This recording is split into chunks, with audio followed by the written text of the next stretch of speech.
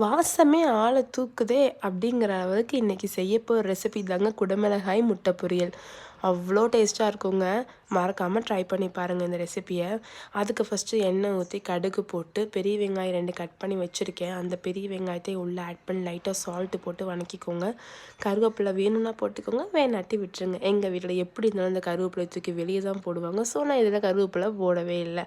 நம்ம இதில குடமிளகா போடணும். நான் 2 குடமிளகா சின்ன சின்னதா எடுத்து அத கட் பண்ணி வச்சிருக்கேன். எப்பவும் போல வீடியோ எடுக்க ஆள் இல்லைங்க. ஸோ நான் ரெசிபி பண்ணுறத மட்டும் நான் வீடியோ எடுத்து போட்டிருக்கேன். சரி, நீங்கள் ரெசிபி ட்ரை பண்ணி பார்த்துட்டு எப்படி இருக்குன்னு சொல்லி சொல்லுங்கள். ஓகே, இப்போ நல்லா குடமிளகாய் ஒரு 5 நிமிஷம் லிட்டு போட்டு க்ளோஸ் பண்ணிங்கன்னா நல்லா இந்த மாதிரி பாத்தில் வெந்துடும். இப்போ வெந்ததுக்கப்புறம் என்ன பண்ணலாம், லைட்டாக தள்ளி விட்டு நல்லா கொஞ்சம் எண்ணெய் ஊற்றி, நான் நாட்டுக்கோழி முட்டைங்கிறனால 4 முட்டை போட்டிருக்கேன். நீங்கள் உங்களுக்கு தேவையான அளவு முட்டை போட்டு நல்லா மிக்ஸ் பண்ணிக்கோங்க.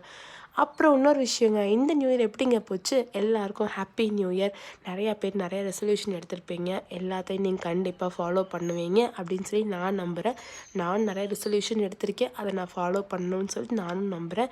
நீங்கள் எல்லாருமே நினச்சது எல்லாமே நடக்கணும்னு சொல்லிட்டு நான் கடவுள்கிட்ட வேண்டிக்கிறேன். நீங்களும் எனக்கு வேண்டிக்கோங்க.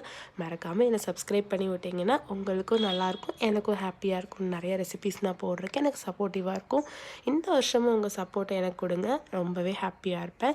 அவ்வளோதாங்க. நல்லா கிண்டி எடுத்துட்டிங்கன்னா நல்லா இந்த மாதிரி பபிள்ஸ் மாதிரி பொடி பொடியாக வந்துடும். இப்போ கடைசியாக லைட்டாக பெப்பர் தூளை போட்டு இறக்கணுன்னா அவ்வளோதான். சுவையான குடமிளகாய் முட்டை பொரியல் ரெடி ஆயிடுச்சு. இது ஒரு பிளேட்டில் போட்டு ஸ்பூன் போட்டு சும்மா சாப்பிட்டாலும் நல்லா தான் இருக்கும். இதுக்காக சைட் டிஷ்ஷாக வச்சு சாப்பிட்டாலும் நல்லா தான் இருக்கும். ஸ்டஃப் பண்ணி கொடுக்குறவங்களுக்கு தான் அதுவும் நல்லா தான் இருக்கும். பெட்டுக்குள்ளே ஸ்டஃப் பண்ணி கொடுத்தாலும் நல்லா தான் இருக்கும். நான் சும்மாவே சாப்பிட்டு பார்த்தேங்க. டேஸ்ட்டு சூப்பராக இருந்துச்சு. மறக்காமல் ட்ரை பண்ணி பாருங்கள். சப்ஸ்கிரைப் பண்ணுங்கள். பாய். நெக்ஸ்ட் வீடியோவில் பார்க்கலாம்.